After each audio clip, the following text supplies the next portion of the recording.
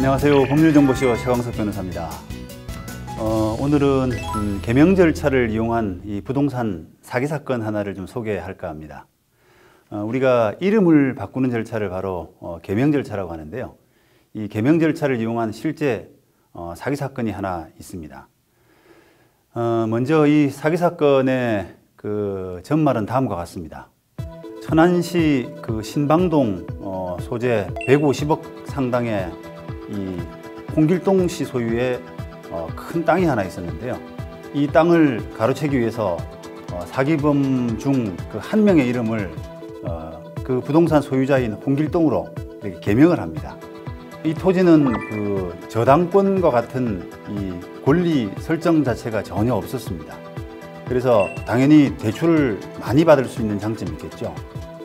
그리고 이런 그 권리관계가 깨끗하다 보니까 등기부상 소위 이해관계인이라고 하는 사람이 전혀 없습니다. 소유자 말고는 전혀 없겠죠. 그래서 과연 이게 진정한 소유자냐라고 하는 부분을 어떤 조사하기가 사실은 조금 불가능한 그런 땅이 됩니다. 그래서 이런 부분들이 이 사기 적발하는 데 쉽지가 않을 수 있다. 그리고 과거 옛날 등기부에는 소유자의 주민등록번호가 기재되어 있지 않습니다.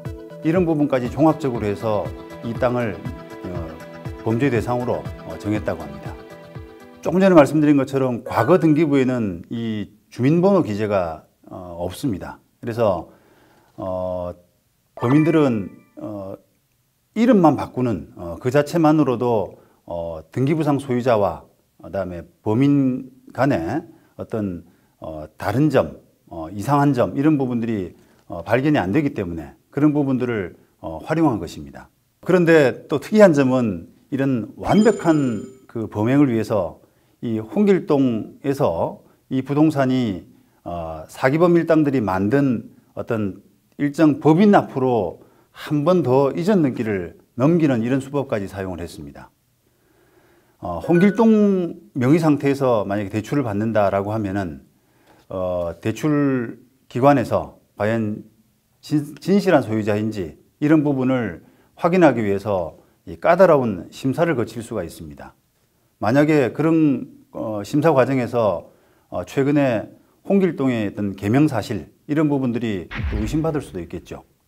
그래서 이런 부분들을 감안해서 사기범 일당들이 만든 법인 앞으로 한 번 더 이전 등기를 하는 그런 치밀한 방법까지 사용을 했습니다. 결국 이 사건은 그 개명 그 허가가 어렵지 않게 가능하고 또 주민번호 표시가 없는 등기부가 현실적으로 존재한다 이런 점을 악용한 범죄라고 할 수 있습니다. 37억 원 대출 이후에 결국 그 사기 범행의 전모가 밝혀졌고 이들 사기범 일당이 모두 체포되어서 형사처벌까지 결국 받았습니다.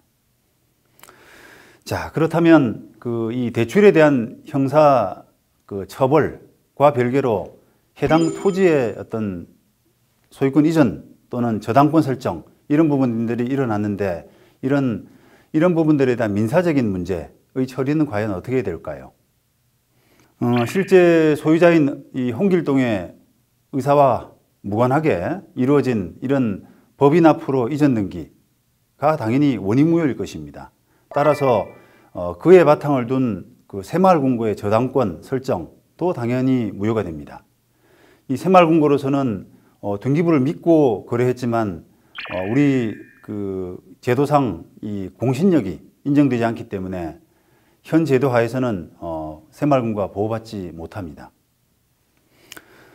그 결과 이 홍길동의 그 재판이 나중에 재판을 통해서 이 저당권, 그 다음에 이전 등기 이런 부분들은 다 말소돼서 다시 홍길동 앞으로 복귀할 가능성이 크다고 할 수 있습니다. 대법원 2009년도 판결도 마찬가지로 이런 부실 등기를 믿고 부동산을 매수해서 마친 그 이전 등기 그리고 그에 터잡은 건저당 설정 등기의 효력은 무효다라고 판단을 하고 또 그 건저당권에 의해서 다시 진행된 그 임의경매 절차, 이 경매 절차에서 어떤 경락인, 낙찰받은 사람이 생겼다라고 하더라도 그 사람 역시 소유권을 적법하게 취득할 수 없다 이렇게 판단을 했습니다.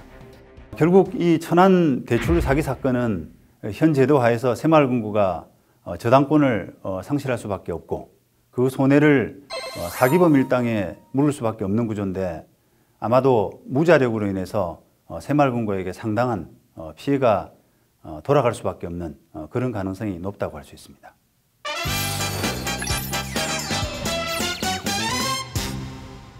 이번 주제인 개명 절차를 이용한 부동산 사기 사건의 키포인트는 이 원인 무효의 등기를 믿었다고 하더라도 원칙적으로는 보호되지 못하는 것이 현행 법 체계입니다. 그 때문에 등기부상의 표시에만 연연하지 말고 과연 파는 사람에게 진실한 권리가 있는지 여부를 세심하게 살필 필요가 있습니다. 더구나 판례에서 보는 바와 같이 경매 절차를 통해서 취득했다라고 하더라도 역시 예외가 될 수는 없습니다. 이 경매 무효라는 사고가 발생하게 되면 궁극적인 손해는 낙찰자에게 돌아갈 수밖에 없습니다. 그래서 과연 이 경매가 유효한 것인지 또 나중에 혹시 잘못돼서 배당금을 돌려받아야 될 경우에 그 배당받은 사람이 자력이 있는 것인지 하는 부분을 꼼꼼하게 따질 필요가 있습니다. 지금까지 법률정보쇼 최광석 변호사였습니다. 감사합니다.